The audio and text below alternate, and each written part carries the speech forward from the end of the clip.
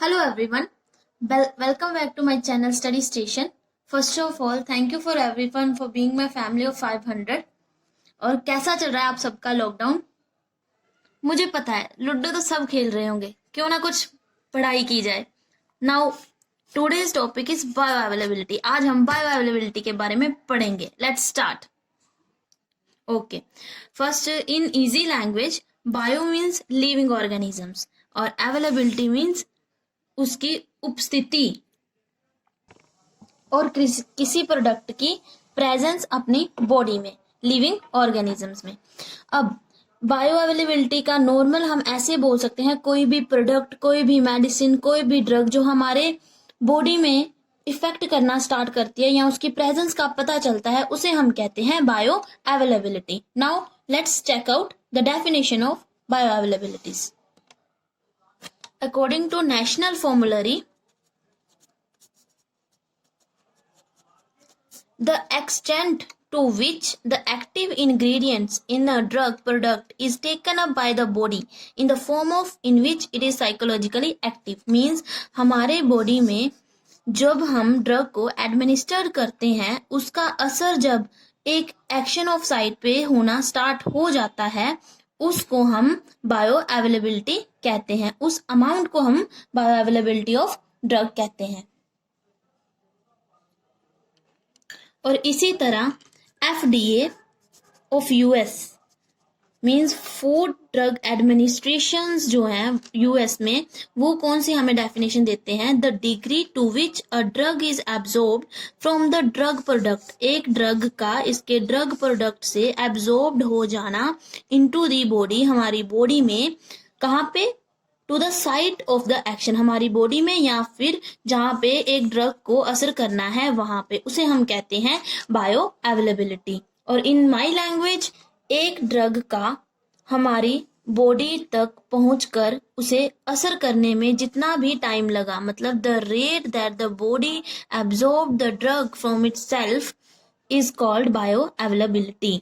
इसे हम कहते हैं बायो अवेलेबिलिटी. अब हम पढ़ेंगे इसके टाइप्स के बारे में.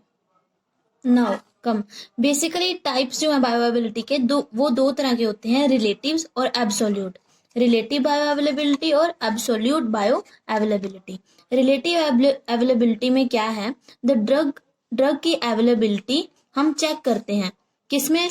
इसे कंपैरिजन किया जाता है डोजेस फॉर्म में. जैसे यहाँ पे टैबलेट डोजेस फॉर्म की सस्पेंशन बना के उसका टाइम चेकअप किया जाता है जब वो हमारे बॉडी में एब्जॉर्ब हो जाती है. और दूसरी तरफ वही हम कैप्सूल की फॉर्म ले लेते हैं, उसकी सस्पेंशन बनाते हैं और उसे हम बॉडी में चेक करते हैं कि वो एब्जॉर्ब होने में कितना टाइम लेती है. इसे हम कहते हैं रिलेटिव बायो अवेलेबिलिटी. अब एब्सोल्यूट बायो अवेलेबिलिटी, इसमें क्या है?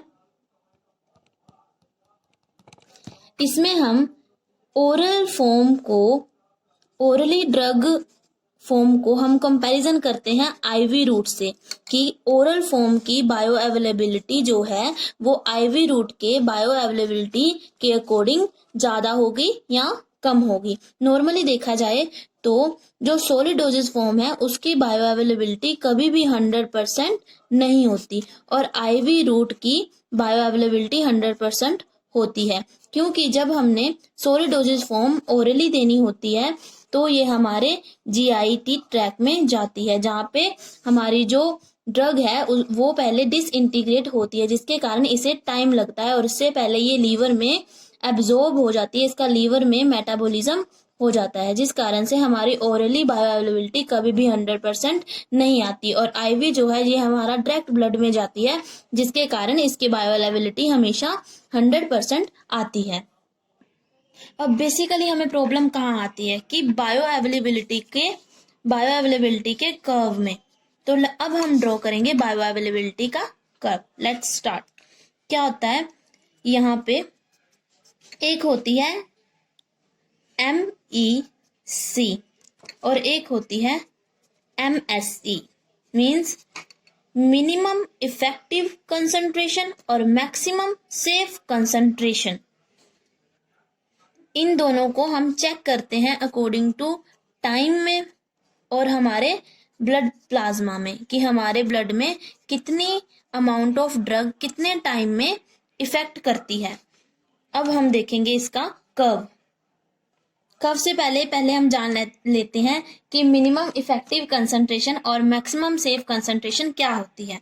मिनिमम इफेक्टिव कंसंट्रेशन क्या है? जब हमारी मेडिसिन कोई भी किसी टाइम पर अपना असर देना स्टार्ट कर देती है, उसे हम कहते हैं मिनिमम इफेक्टिव कंसंट्रेशन, कि हाँ उसने अपना असर देना स्टार्ट कर दिया अपने मिनिमम टाइम पे।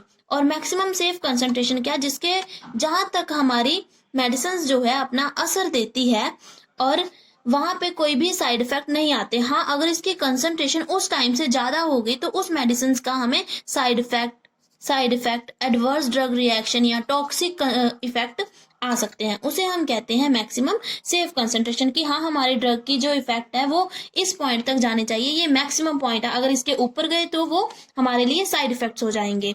Let's start the curve. क्या होता है? जब हमारी ड्रग ने अब टाइम के साथ साथ हमारा इफेक्ट देना और एब्जॉर्ब करना स्टार्ट कर दिया, अब हमारी एक तो होती है एब्जॉर्प्शन और एक होती है एक्सक्रीशन।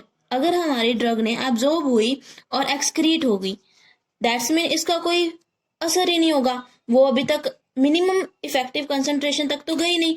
और अगर अब हम इसको नहीं दे सकते, अगर दूसरी ड्रग है उसने अपना इफेक्ट देना स्टार्ट कर दिया और वो इफेक्ट दे रही है और मैक्सिमम सेफ कंसंट्रेशन तक गई और बाद में एक्सक्रीट हुई, इसे हम कहते हैं कि ये ड्रग इफेक्टिव होगी। और ये टाइम जहां पे उसने अपना मिनिमम इफेक्टिव कंसंट्रेशन देना स्टार्ट हुई उसे कहते हैं ऑनसेट ऑफ एक्शन। और जहां पे ये जो हमने वैल्यू पढ़ी, यहाँ पे मिनिमम से मैक्सिमम तक अपना इफेक्ट देना स्टार्ट कर दिया, उसे हम बेसिकली कहते हैं थेरापेटिक विंडो। अब एक यहाँ पे पॉइंट आएगा जिसे हम सी मैक्स बोलते हैं। कंसंट्रेशन यहाँ पे मेडिसिन की मैक्सिमम हो जाती है। यहाँ पे अगर देखा जाए तो मेडिसिन एब्जॉर्ब भी प्रॉपरली होगी और यहाँ से ही एक्सक्रीट होना स्टार्ट हो जाती है, इसलिए यहाँ पर एब्जॉर्प्शन और एक्सक्रीशन जो है इक्वल अमाउंट में हो जाती है। अब इसका हम लेंगे थर्ड केस। फर्स्ट केस ये, सेकंड केस ये, और थर्ड केस में क्या है? अगर हमने मेडिसिन दी और उसका इफेक्ट आना स्टार्ट हो गया और वो डायरेक्टली अब हमें इफेक्ट दी जा रही है, तो मतलब ये तो हमारा टॉक्सिक लेवल हो गया, ये मैक्सिमम सेफ कंसंट्रेशन है, ये इसको पार कर गई, तो यहाँ पे वो हमें टॉक्सिक देगी, तो इस कारण ये भी मेडिसिन जो है ठीक नहीं है। इसे हम कहते हैं बायो अवेलेबिलिटी का कर्व। ओके फ्रेंड्स, अब हम इसका ओवरव्यू ले लेते हैं। तो नॉर्मल लैंग्वेज में बायो अवेलेबिलिटी क्या है? किसी भी ड्रग का अमाउंट जब हमारी बॉडी में अपना रिएक्शन देना स्टार्ट कर देता है अपनी एक्शन ऑफ साइट पे, उसको हम कहते हैं bio availability. Thank you so much for watching my video. I hope you can understand it. और प्लीज अगर आपको ये वीडियो अच्छी लगी हो तो मेरे चैनल को जरूर सब्सक्राइब करना, नीचे कमेंट बॉक्स पर अपना कमेंट जरूर देना। अगर आपको कोई भी टॉपिक में डाउट है तो I hope I will clear it. Thank you so much और बेल आइकन को दबाना मत भूलिएगा। Thanks a lot.